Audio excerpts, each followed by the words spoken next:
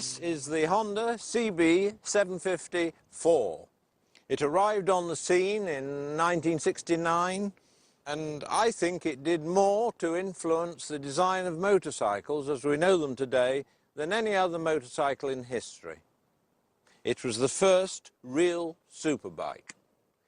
The Honda designers took a number of ideas which affected all areas of the bike, ideas which were proven and reliable, and combined them all into one machine, a machine which was beautiful and desirable.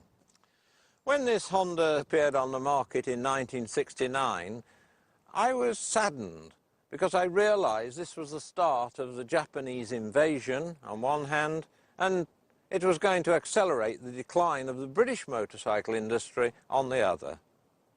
Subsequently, I realized that it was a step change and has led in many ways to the evolution and improvement of motorcycles as we know them today. Japanese did take a different approach. They had the confidence in their design and the nerve and the resources to aim for world markets, and so they tooled up accordingly for mass-produced motorcycles. When we look at the features of this bike, remember all the time that it's 1969 that we're talking about. First of all, we have 4 cylinders across the frame, new. We have an overhead camshaft on a production bike, very rare. We have 4 exhaust pipes and 4 silencers. In your face, really. It had acceleration, vivid acceleration, to 115 miles an hour, smoothly, without vibration and without oil leaks. Very rare. It has 5-gallon tank, 5-speed gearbox, 4 carburetors, 12-volt electrics with indicators, mirrors, rev counter as well as speedometer, front disc brake. We'd never seen all of these features before in one single motorcycle. And on top of that, electric start.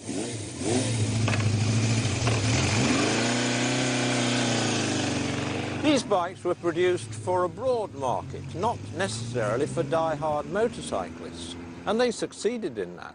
They had some success in production racing, which boosted sales further, and in the decade from 1969, they sold hundreds and thousands of these machines. It was a real success.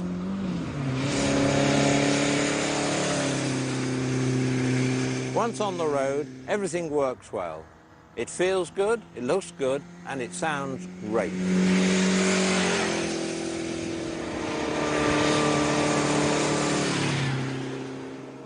The overwhelming impression I have from this motorcycle, the thing which influences me more than anything else and gives great fun, is the engine and transmission.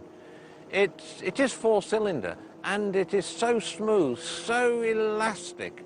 You can go from 15 miles an hour to 115 miles an hour in top gear without snatch or hesitation. Amazing, wonderful. There are faults with the bike. The braking is very wooden, and the switchgear is a bit iffish.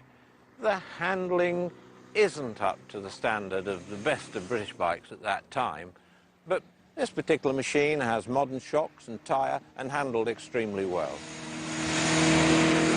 This CB750 is a very nice motorcycle. I like it.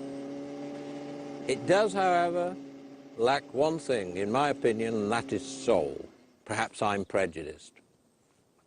But I have to admire it for what it did for motorcycling, for the changes which resulted from its introduction and which are with us today. That's why I admire it.